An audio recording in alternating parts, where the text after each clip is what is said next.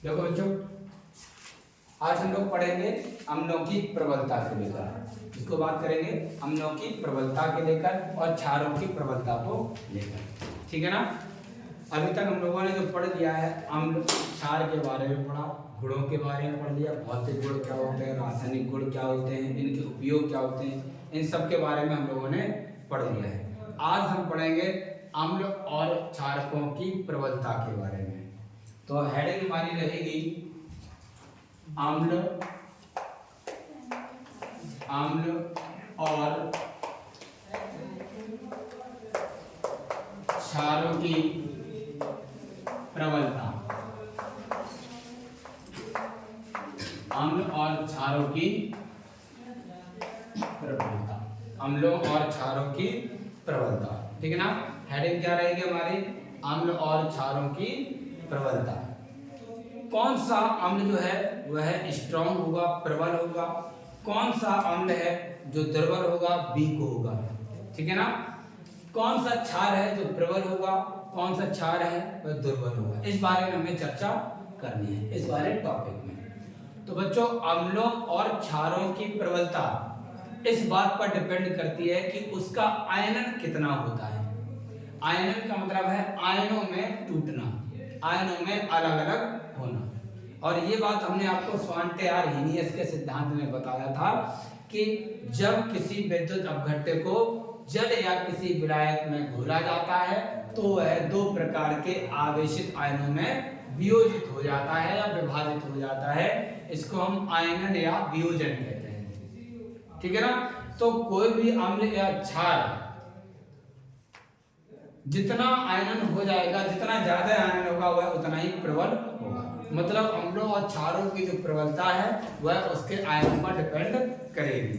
तो अम्ल और क्षारों की प्रबलता उसके आयनन की प्रक्रिया पर निर्भर करती है। जिस अम्ल या क्षार का आयनन ज्यादा होगा वह प्रबल कहलाएगा, और जिस अम्ल या क्षार का आयनन कम होगा वह क्या कहलाएगा, दुर्बल कहलाएगा, वीक कहलाएगा। क्या कहलाएगा, वीक कहलाएगा। इस आधार पर अम्ल और क्षारों की प्रबलता के आधार पर कितने कितने प्रकार हो गए। अम्लों की बात करेंगे अगर हम अम्ल, और एक तरफ बात करेंगे क्षार की, तो क्षार भी बच्चों, अम्ल भी कितने प्रकार के होंगे, दो प्रकार के। एक तो हो जाएंगे प्रबल अम्ल, कौन से अम्ल होंगे, प्रबल अम्ल होंगे, और एक होंगे दुर्बल अम्ल। क्या होंगे बच्चों, दुर्बल अम्ल। क्या होंगे, दुर्बल अम्ल। ये तो बच्चों थ्योरेटिकली आप समझ पाएंगे। यहाँ पर इसी तरह से यहाँ पर भी दो प्रकार कौन कौन से होते हैं, ये होते हैं बच्चों प्रबल क्षार, क्या होते हैं, प्रबल क्षार, और ये होते हैं बच्चों दुर्बल क्षार। क्या होते हैं बच्चों, दुर्बल क्षार। मैं आपको बता देता हूँ कैसे कैसे, ये थोड़ा फोकस करना, ये एग्जाम्पल पूछा जाता है कि नहीं 2 या 3 उदाहरणों के नाम बताइए जो प्रबल अम्ल हैं, या प्रबल अम्लों के 2 उदाहरणों के नाम बताइए, या प्रबल क्षारों के उदाहरण बताइए। ये क्वेश्चन छोटा सा है, आपसे पूछा जाएगा। पहली बात, अम्ल और क्षारों की प्रबलता ये किस पर निर्भर करती है, उसके आयनन की प्रक्रिया पर। जिस अम्ल या क्षार का आयनन अधिक होगा वह क्या कहलाएगा, प्रबल अम्ल या प्रबल क्षार, ठीक है ना। क्या कहलाएगा, प्रबल अम्ल या प्रबल क्षार। और जिसका आयनन कम होगा वह क्या कहलाएगा, दुर्बल अम्ल या दुर्बल क्षार, ठीक है ना। अगर हम अम्लों को लेकर बात करें तो प्रबलता के आधार पर अम्ल कितने प्रकार के हो गए, 2, प्रबल अम्ल और दुर्बल अम्ल, ठीक है ना, प्रबल अम्ल और दुर्बल अम्ल। इसी प्रकार से क्षार भी कितने प्रकार के हो गए, 2 प्रकार के। कौन कौन से, प्रबल क्षार और। अब इनकी डेफिनेशन के बारे में समझिएगा। प्रबल अम्ल क्या होगा, वे अम्ल जिनका आयनन पूर्ण रूप से हो जाता है या पूर्णतः हो जाता है, पूरा हो जाता है, उनको हम क्या कहते हैं, उनको हम कहते हैं प्रबल अम्ल। जैसे बच्चों आप लिख सकते हैं यहाँ पर HCl, हाइड्रोक्लोरिक अम्ल। HCl जो होता है अगर इसका आयनन कराएं तो ये पूर्णतः आयनित हो जाता है। कैसा हो जाता है, पूर्णतः। बच्चों थ्योरी में जो मैं बोल रहा हूँ वो प्रैक्टिकली नहीं यहाँ पर देखने को मिल पा रहा है, बस इनके एग्जांपल्स को याद रखना ही पड़ेगा आपको, ठीक है, सबको याद रखना पड़ेगा। तो प्रबल अम्ल में पहला उदाहरण कौन सा, HCl। जैसे हम कह सकते हैं H2SO4, ये भी कैसा अम्ल है, प्रबल अम्ल है। कैसा अम्ल है, प्रबल अम्ल है। और हम कहते हैं HNO3 NH3 ये भी नाइट्रिक अम्ल जो होता है ये भी कैसा है, प्रबल अम्ल है। कैसा है, प्रबल अम्ल है। बच्चों दुर्बल अम्ल में उदाहरण में बात करूं, दुर्बल अम्ल की परिभाषा क्या हो सकती है कि वे अम्ल जिनका आयनन कम होता है उन्हें हम क्या कहते हैं, दुर्बल अम्ल कहते हैं। दुर्बल अम्ल में जैसे आपका एसिटिक अम्ल CH3COOH, एसिटिक अम्ल का फॉर्मूला क्या होता है, CH3COOH होता है। ये एसिटिक अम्ल, ये किसका उदाहरण हो गया, दुर्बल अम्ल का। किसका हो गया, दुर्बल अम्ल का। तो बच्चों प्रबल क्षार की भी डेफिनेशन प्रबल अम्ल की तरह ही होगी कि वे क्षार जिनका आयनन पूर्णतः हो जाता है उनको हम क्या कहते हैं, प्रबल क्षार। उदाहरण में बात करें बच्चों जैसे NaOH या KOH, ये सब क्या है, प्रबल क्षार है।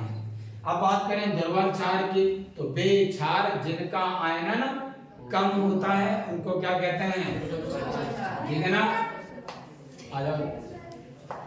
तो दुर्बल क्षार में जैसे NH4OH, ये क्या है, दुर्बल क्षार। क्या ये, दुर्बल क्षार। बोलो बच्चों इतनी बात आपको समझ में आ गई, यस करो। करता भी नहीं भाई। तो प्रबल अम्ल और दुर्बल अम्ल के हिसाब से आप लोग समझ में आ गया कि नहीं, आज लिखाया जाना चाहिए, फटाफट लिख लेते हैं। तो लिखते हैं भाई, हेडिंग डालिए सभी ने, फटाफट लिखते हैं। देखो लिखेंगे, लिखे तो बच्चों सभी देखो, जिन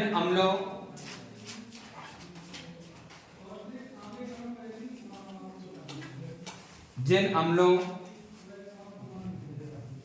व क्षारकों के आयनन की मात्रा, जिन अम्लों व क्षारकों की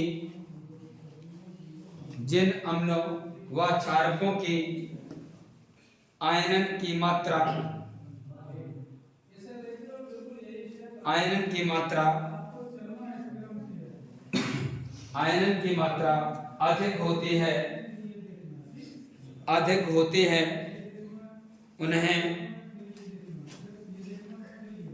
अधिक होती है उन्हें प्रबल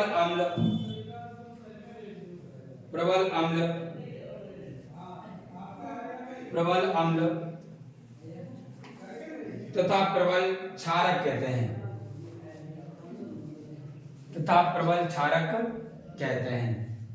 क्या कहते हैं, प्रबल क्षारक कहते हैं। तो एक बात तो आप लोग डिफाइन कर पाएंगे कि जो अम्ल हो या क्षारक हो जिनके आयनन की मात्रा अधिक होगी उनको क्या कहेंगे, प्रबल अम्ल या प्रबल क्षार। बात समझ में आ गई, तो तकलीफ है। अब जिसका आयनन कम होगा उनको क्या कहेंगे, दुर्बल अम्ल या दुर्बल क्षार। तो नई लाइन से लिखेंगे बच्चों, इसी के लिए लिखो जिन अम्लों व क्षारकों के जिन अम्लों व क्षारकों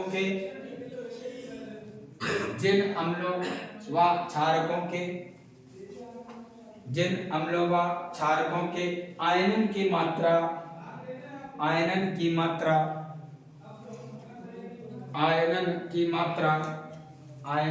मात्रा कहाँ लिख दिया है,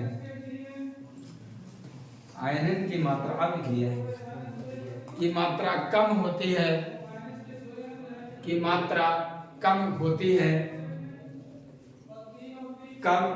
है उन्हें दुर्बल अम्ल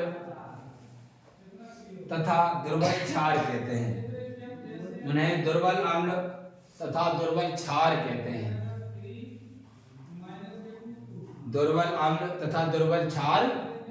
हैं। ठीक है ना, दुर्बल अम्ल तथा दुर्बल क्षार कहते हैं। ठीक है ना, दुर्बल अम्ल तथा दुर्बल क्षार कहते हैं। ठीक है ना। तो अब हम लिखेंगे अलग से, अलग अलग डेफिनेशन जब पूछी जाए तो हम लिखते हैं प्रबल अम्ल। क्या लिखते हैं, प्रबल अम्ल। ठीक है। तो अभी आपने पढ़ा कि अम्ल और क्षारों की अगर प्रबलता के आधार पर देखें तो कितने कितने प्रकार हैं, दो। ठीक है ना, कितने कितने प्रकार हैं, दो। ठीक है ना। तो पहली हेडिंग डालेंगे, पहले हम बात करते हैं अम्लों को लेकर। किसको लेकर बात करेंगे, अम्लों। ठीक है ना। तो हेडिंग डालें प्रबल अम्ल, स्ट्रॉन्ग एसिड। हेडिंग डालो प्रबल अम्ल, प्रबल अम्ल, प्रबल अम्ल, स्ट्रॉन्ग एसिड, इंग्लिश में लिख दूं स्ट्रॉन्ग एसिड, ठीक है ना, स्ट्रॉन्ग एसिड। बोलो देखो बे अम्ल, बे अम्ल, बे अम्ल जो जलीय विलयन में, जो जलीय विलयन में, जो जलीय विलयन में पूर्णतः वियोजित, जलीय विलयन में पूर्णतः वियोजित हो जाते हैं, पूर्णतः वियोजित हो जाते हैं, पूर्णतः वियोजित हो जाते हैं, प्रबल अम्ल कहलाते हैं, प्रबल अम्ल कहलाते हैं, प्रबल अम्ल कहलाते हैं, प्रबल अम्ल कहलाते हैं। अब आपसे कोई डेफिनेशन पूछे बताओ प्रबल अम्ल क्या होता है, तो क्या कहेंगे कि वे अम्ल जो जलीय विलयन में पूर्णतः वियोजित हो जाता है, या हम यूं कह सकते हैं आयनित हो जाते हैं, पूरे पूरे घुल जाते हैं, तो उनको हम क्या कहते हैं, प्रबल अम्ल कहते हैं, स्ट्रॉन्ग एसिड। एग्जांपल में कौन लिखेंगे, देखें HCl, H2SO4 और HNO3। एग्जांपल में लिखेंगे HCl, H2SO4, H2SO4, HNO3।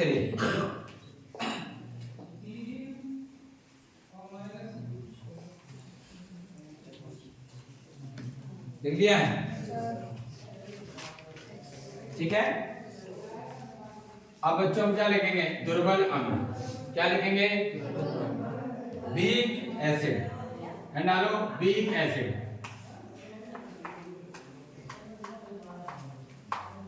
Weak acid, दुर्बल अम्ल, WEA के वीक वीक भी सबका हो है, याद होगा इसको, घरे याद होगा ना, है सप्ताह में दिनों के नाम आते हैं, संडे मंडे भी याद होगा, सप्ताह, सप्ताह week WEE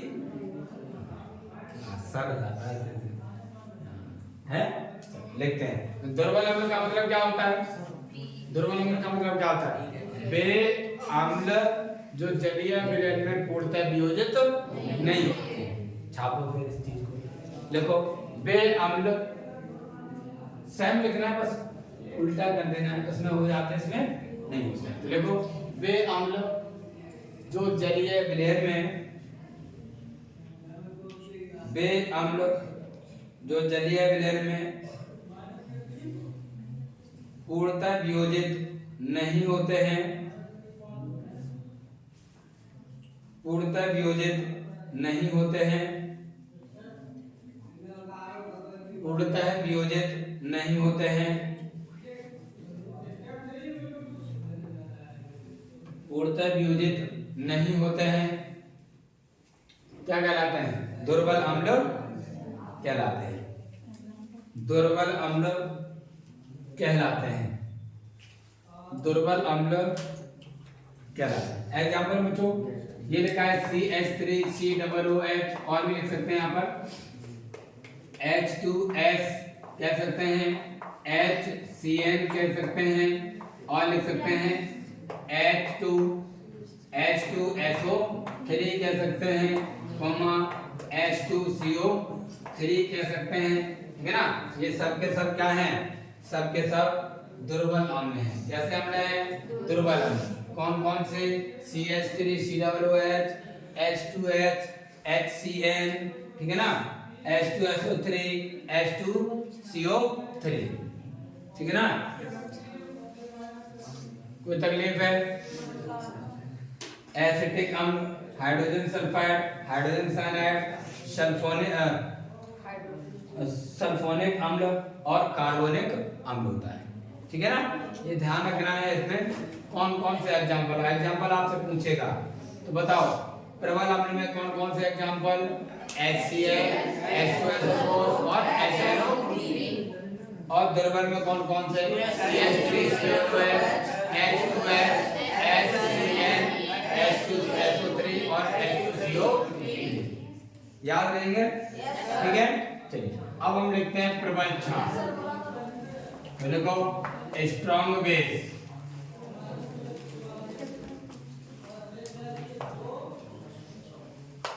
strong base, strong base, strong base प्रबल क्षार, प्रबल क्षार, प्रबल क्षार। बताओ डेफिनेशन क्या हो जाएगी।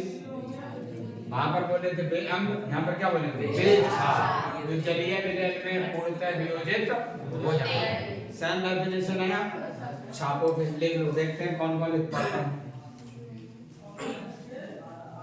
सेम वैसे लिखना है दोनों की डेफिनेशन, बस वहां अम्ल बोला था, यहाँ क्या बोलेंगे क्षार बोल देंगे। लिख के दिखाओ, चलो फटाफट दोनों की डेफिनेशन। एग्जाम्पल छोड़ देना, मैं बोल दूंगा, लिखे तो हैं सामने वैसे। लिख लिया, बताओ तो प्रबल क्षार की डेफिनेशन क्या लिखी है।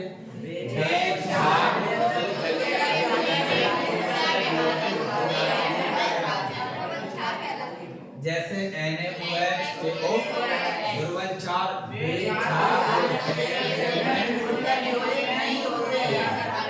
एग्जाम्पल में चलो बताओ किन्हीं दो प्रबल अम्लों के नाम बताइए। नाम अभी मैंने बोले, चलो फार्मूले बता दो, चलो फार्मूले बता दो, दो प्रबल अम्लों के फार्मूले बताओ। ये क्या है, कुछ भी बोलते जा रहे हो, कुछ बोल नहीं रहे, कुछ बोल रहे हैं। क्या है HCl, उदाहरण है HCl, H2SO और बताओ प्रबल अम्ल कौन कौन से हैं, HCl, H2SO4। याद करना है, देखो बिना याद किए आप नहीं, ऐसा नहीं कि मैंने बोल दिया पढ़ा दिया, हाँ सर बहुत बहुत बहुत बढ़िया, समझ पा गए, बहुत अच्छी बात है कि नहीं, समझ में आ गया। बाद में टेस्ट लिया, पूछा, फिर क्या हुआ, कुछ नहीं आया, लिख ही नहीं पाए। तो लिख तो तब पाओगे जब याद होगा, है कि नहीं। याद भी रखना जरूरी है, समझना भी जरूरी है, सारी चीजें। क्यों प्रबल होता है, क्यों दुर्बल होता है, ये डिपेंड करता है वियोजन पर या आयन पर, है कि।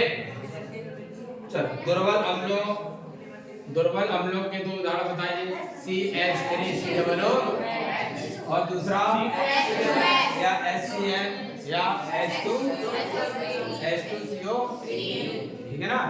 अब बताओ प्रबल क्षार का उदाहरण बताओ, दुर्बल क्षार का याद हो जाएगा। अब मेरी बात को ध्यान सुनो। अब एक और टॉपिक है उदासीनीकरण ऊष्मा। कल हमने एक टॉपिक पढ़ाया था उदासीनीकरण, क्या पढ़ाया था, केवल उदासीनीकरण। आज एक नया टॉपिक है, इसी में बिंदु है छोटा सा, उदासीनीकरण, उदासीनीकरण ऊष्मा, उदासीनीकरण ऊष्मा, न्यूट्रलाइजेशन हीट।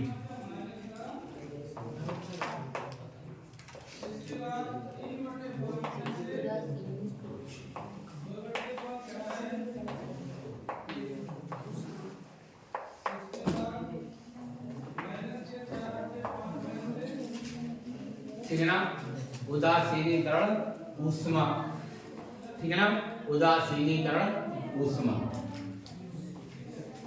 उदासीनीकरण ऊष्मा, उदासीनीकरण ऊष्मा, उदासीनीकरण ऊष्मा, ठीक है। क्या उदासीनीकरण ऊष्मा, ठीक है ना, उदासीनीकरण ऊष्मा,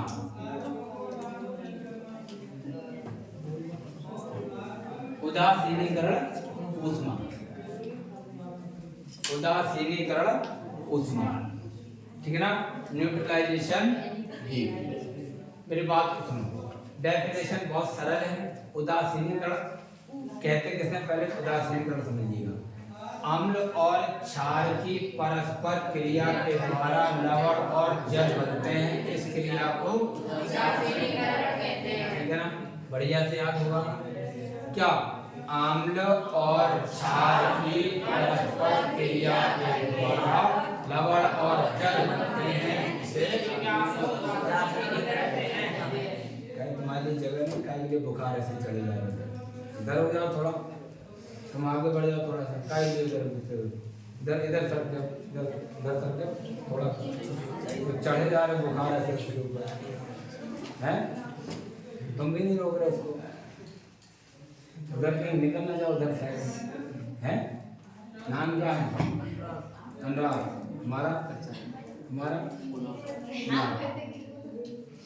बोल भी नहीं तो बेचारे को उसको दवा दे रहे तुम लोग हैं अनुराग, मैं तो दवाया जा रहा, पता लग रहा उधर ही निकल जाओ, मैच पढ़ने लग जाओ इधर तो मैच चल रहा है। देखो, अम्ल और क्षार की क्रिया के द्वारा क्या बनता है, लवण बनता है और जल बनता है। इस क्रिया को क्या कहते हैं, उदासीनीकरण। जब क्रिया होगी तो एक ऊष्मा निकलती है, क्या निकलती है, ऊष्मा। उस ऊष्मा को क्या कहते हैं, उदासीनीकरण। समझा गए? तो कितना कितना लेंगे, क्या डेफिनेशन में इस पे बात करेंगे।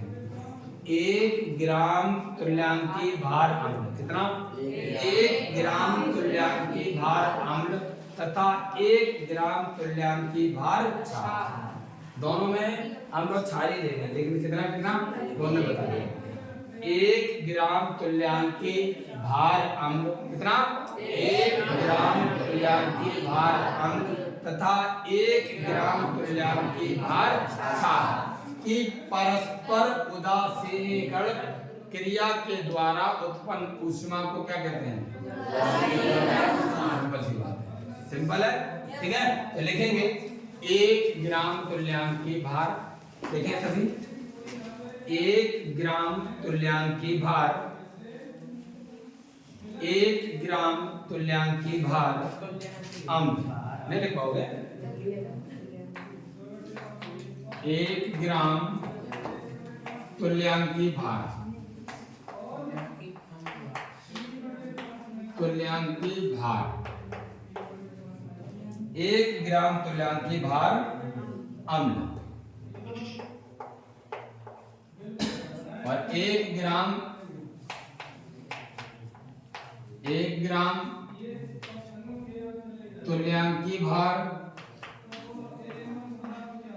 तुल्यांकी भार क्षार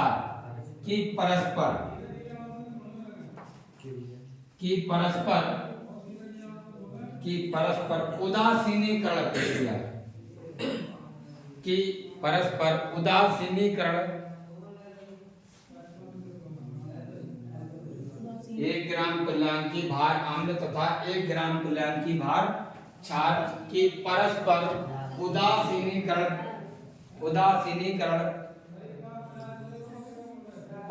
उदासीनीकरण में अवशोषित ऊष्मा को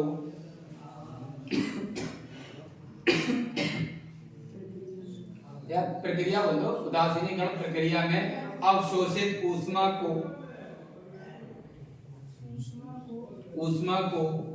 उदासीनीकरण ऊष्मा कहते हैं,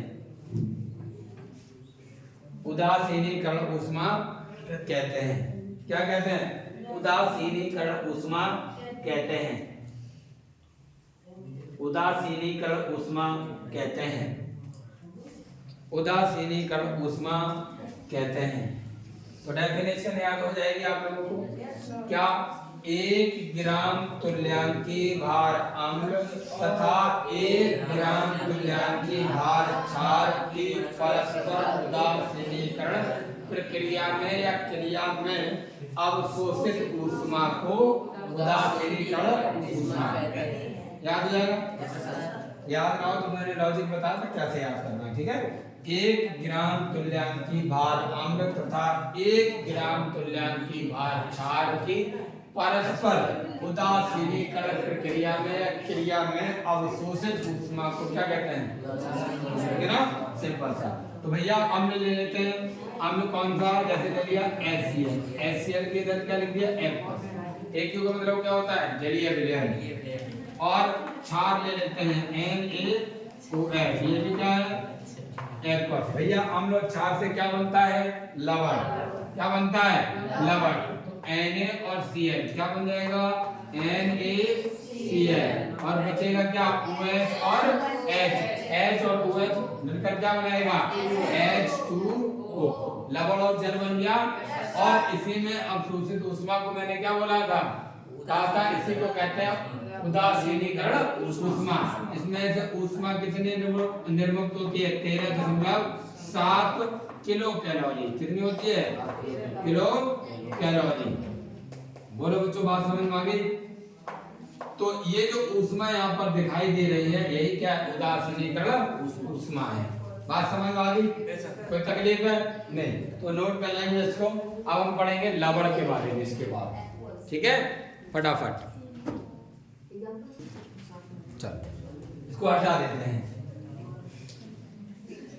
तो बच्चों अब हमारा टॉपिक चलेगा लवण, साल्ट।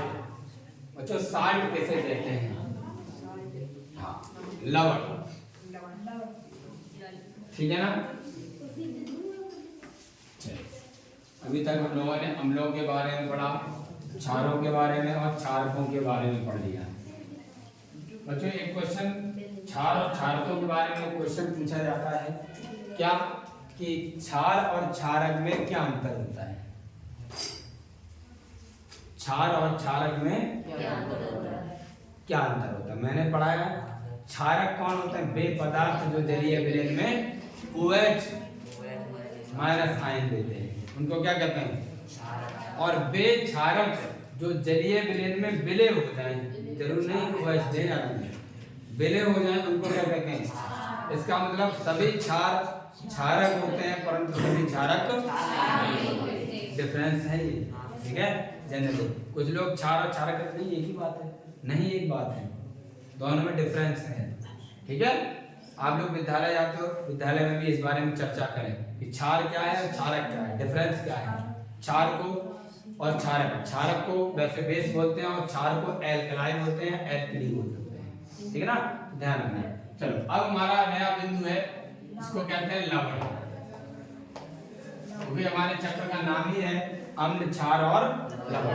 अम्ल और क्षार पढ़ लिया है, अब पढ़ेंगे नया टॉपिक लवण, साल्ट। अम्ल, क्षार और लवण टॉपिक है, उसमें से 2 टॉपिक कंप्लीट कर लिए हम लोगों ने। अब पढ़ेंगे लवण के बारे में, इसके बारे में। तो हेडिंग डालेंगे सभी बच्चे, लवण क्या कहते हैं इसको, साल्ट, इंग्लिश में क्या कहेंगे, साल्ट। टॉपिक का नाम क्या, लवण, क्या नाम है, लवण, क्या कहेंगे, टॉपिक का नाम, क्या कहेंगे इसको, साल्ट कहेंगे, क्या कहेंगे, साल्ट। तो देखो अभी आपने रिएक्शन पढ़े थे कि HCl plus NaOH arrow NaCl plus H2O। बच्चों मैं एनर्जी को नहीं लिखा हूँ यहाँ पर, तो यहाँ पर ये क्या है, ये बच्चों क्या है, अम्ल है, और ये क्या है, क्षार है, और ये क्या है, लवण है, और ये क्या है, जल है। और ये पूरी अभिक्रिया क्या कहलाती है, उदासीनीकरण। क्या कहलाती है, उदासीनीकरण,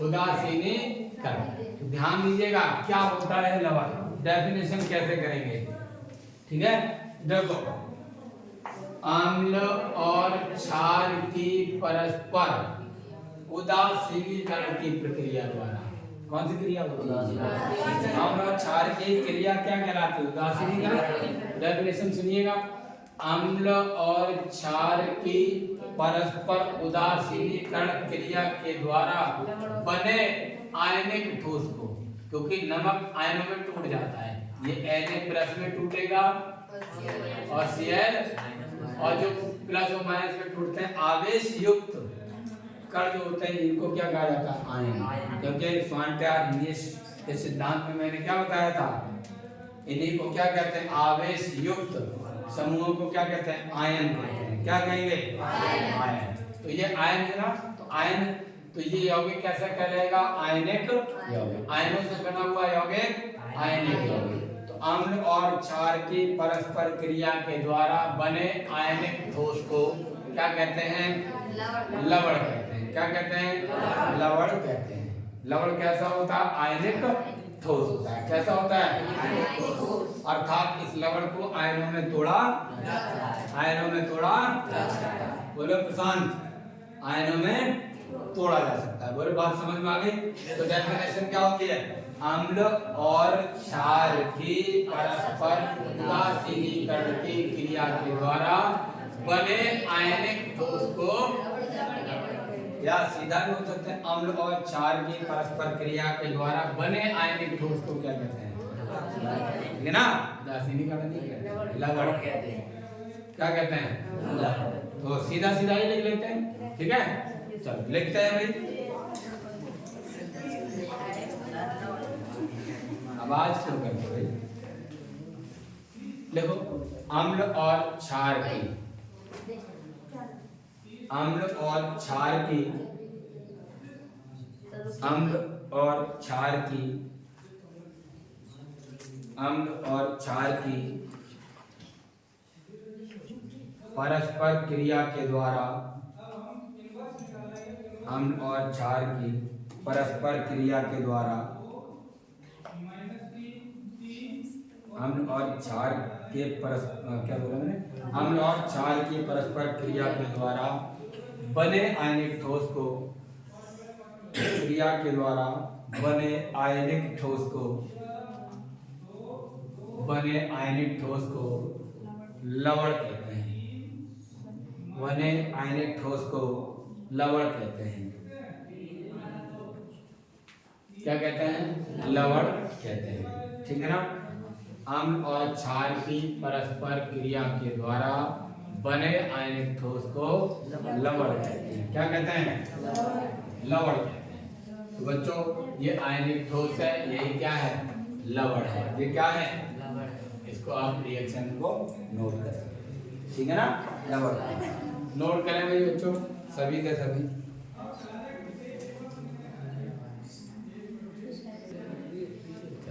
तो बात समझ में आ गई? लवण क्या होता है? अम्ल और क्षार की परस्पर क्रिया के द्वारा बने आयनिक ठोस को क्या कहते हैं? लवण कहते हैं। एक दो बार रिपीट करेंगे। अम्ल और क्षार की परस्पर क्रिया के द्वारा बने आयनिक ठोस को लवण कहते हैं। अम्ल और क्षार की परस्पर क्रिया के द्वारा बने आयनिक ठोस को, ठीक है ना? याद रखिएगा। तो लवण क्या होता है? आयनिक ठोस होता है। लवण कैसा होता है? आयनिक ठोस। इसको आयनों में तोड़ा जा सकता है, अलग अलग किया जा सकता है। अब हम बात करने वाले हैं लवणों के वर्गीकरण। लवणों का वर्गीकरण हेड डालेंगे। लवणों का वर्गीकरण, लवणों का वर्गीकरण, क्लासिफिकेशन ऑफ सॉल्ट्स।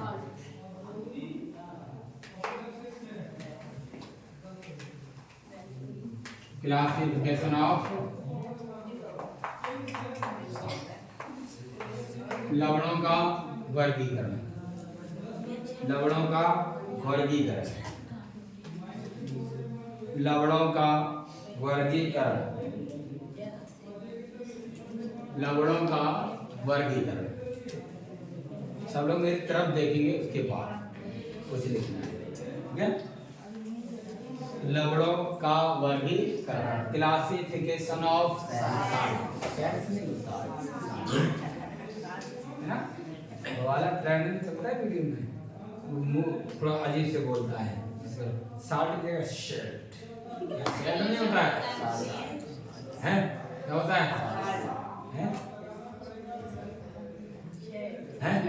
देखो, सामान्यतः बच्चों लवण जो होते हैं,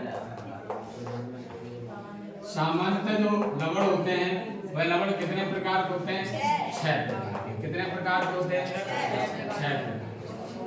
अब देखो कौन कौन से होते हैं, नाम याद रखना। ये पूरा क्वेश्चन पूछा जाता है। लवण किसे कहते हैं? लवणों के वर्गीकरण को भी लिखिए विद एग्जाम्पल, ठीक है। पहले तो जान लो 6 प्रकार कौन कौन से होते हैं।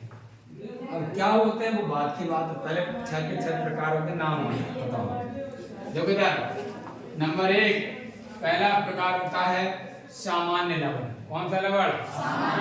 पहला कौन सा? सामान्य लवण। पहला लवण कौन सा? सामान्य लवण। कौन सा? सामान्य लवण, नॉर्मल साल्ट। इसको क्या कहते हैं? Normal salt. फिलहाल आगे बात करेंगे। नंबर 2 अम्लीय साल्ट, यानी कि अम्लीय लवण। बोलो नहीं बच्चे, अम्लीय लवण। अम्लीय लवण पहला प्रकार सामान्य लवण, दूसरा अम्लीय लवण, दूसरा एसिडिक साल्ट बोलते हैं इसको। नंबर 3 इसको बोलते हैं क्षारीय या क्षारकीय बोल सकते हैं, ऐसे लिख सकते हैं क्षारकीय या क्षारीय बोल सकते हैं, क्षारीय लवण। कौन सा लवण? ठीक है ना। तीसरे के बाद चौथा होता है जो मिश्रित लवण। तीसरा कौन सा होता है? मिश्रित लवण। सॉरी चौथा मिश्रित लवण, मिक्स्ड साल्ट बोलते हैं। और नंबर 5 होता है द्विक लवण। द्विक लवण इसको बोलते हैं डबल साल्ट। और नंबर 6 होता है संकर लवण। कल त्योहार भी है शंकर जी का ना, तो वो वाले शंकर जी नहीं, वो वाले शंकर जी होते हैं ये वाले, है ना। और ये जो वाला है ये कॉम्प्लेक्स शंकर, ये अलग है। ये शंकर वाला ये अलग है, ये भगवान वाले हैं शंकर, ये कॉम्प्लेक्स वाले शंकर, है ना। ये गॉड है, ये गॉड नहीं, ठीक है ना। शंकर लवण। तो कल क्या है? शिवरात्रि है? शिवरात्रि है ना। छुट्टी नहीं होती है। तो बच्चों बताओ 6 के 6 प्रकार कौन कौन से हैं? पहला प्रकार सामान्य लवण, दूसरा क्षारीय और मिश्रित। फिर ये बात को सुनो कैसे याद है। पहला क्या है? सामान्य नॉर्मल साल्ट। पहला लवण कौन सा? सामान्य। अब फिर कौन सा है? अम्लीय। फिर तीसरा, अब सबका मिश्रित ना। चौथा कौन सा हो जाएगा? मिश्रित। फिर 2 को मिलाएंगे तो क्या हो जाएगा? क्या हो जाएगा? और छठवां, अब नाम याद रखने, सामान्य लवण, अम्लीय लवण, क्षारीय लवण, मिश्रित लवण, द्विक लवण और संकर लवण। सामान्य लवण, अम्लीय लवण, क्षारीय लवण, मिश्रित लवण, द्विक लवण और संकर लवण। सामान्य लवण, अम्लीय लवण, क्षारीय लवण, मिश्रित लवण, द्विक लवण और याद हो जाएगा है? याद ना हो तो अभी हम छोड़ देंगे, साइकिल पे जाना गुनगुनाते हुए, है ना। कितने प्रकार होते हैं लवणों के? 6। कितने प्रकार होते हैं? 6। कितने प्रकार होते हैं? 6। आप चलाते जाएंगे साइकिल, बोलते हैं लवण के 6 प्रकार होते हैं, लवण के 6 प्रकार होते हैं, हैं? कौन कौन से होते हैं? आपको मिलेगा दोस्त बोलेगा हमें भी उठा लो, बोले हम लवणों के 6 प्रकार होते हैं, लवणों के 6 प्रकार। अरे मैं भी चल रहा हूँ घर पे ना, हम लोग लवणों के 6 प्रकार होते हैं, चल रहे हैं हम भी, चलो बैठ जाओ। लवणों के 6 प्रकार होते हैं। कौन कौन से होते हैं? सामान्य, अम्लीय, क्षारीय, मिश्रित और द्विक और याद हो जाएगा। बोले क्या हो गया? सामान्य, अम्लीय, क्षारीय, मिश्रित, द्विक, संकर। क्या हो गया?